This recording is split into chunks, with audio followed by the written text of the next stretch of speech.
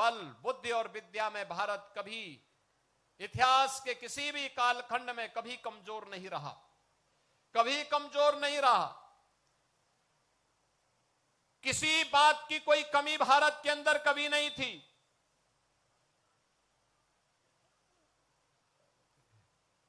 लेकिन जो लोग विकसित भारत नहीं चाहते, जो लोग समर्थ भारत नहीं चाहते, जो लोग सशक्त भारत नहीं चाहते,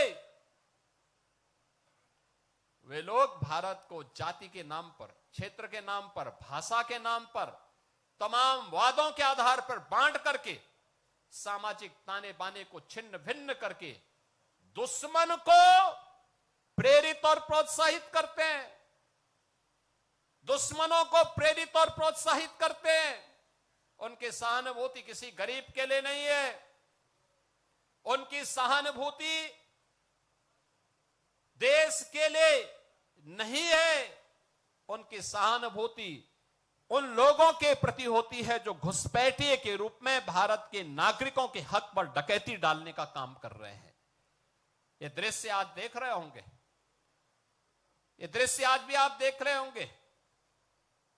भारत के नागरिक को मताधिकार, संविधान प्रदत्त यह अधिकार प्राप्त हो, यह उनकी चिंता नहीं, लेकिन एक घुसपैठिए को प्राप्त हो, यह उनकी चिंता है। और ये वही लोग हैं जब सत्ता में आते हैं परिवारवाद चलाते हैं और जातिवाद का सहारा लेकर के सामाजिक ताने बाने को छिन्न भिन्न करने का काम भी करते हैं।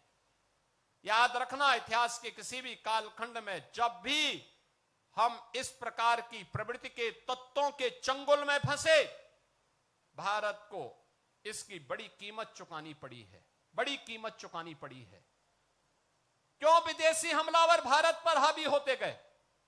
ऐसा नहीं कि हमारे पास योद्धाओं की कमी रही हो, हमारे पास बल या बुद्धि या वैभव की कमी किसी स्तर पर रही हो। भारत गुलाम हुआ इसलिए क्योंकि एक ऐसी उस समय कुछ ऐसी ताकतें थी जो बांट रही थी, जैसे आज कुछ राजनीतिक दल फिर बांटने का काम कर रहे हैं। ये विभाजन हमारी कमजोरी का कारण था। इस विभाजन से फिर से बचने की आवश्यकता है। एक भारत श्रेष्ठ भारत के रूप में हमें एक समर्थ और सशक्त भारत के लिए, एक आत्मनिर्भर और विकसित भारत की संकल्पना को साकार करने के लिए आगे बढ़ना होगा, एकजुट होना होगा। कारगिल विजय दिवस का संदेश यही है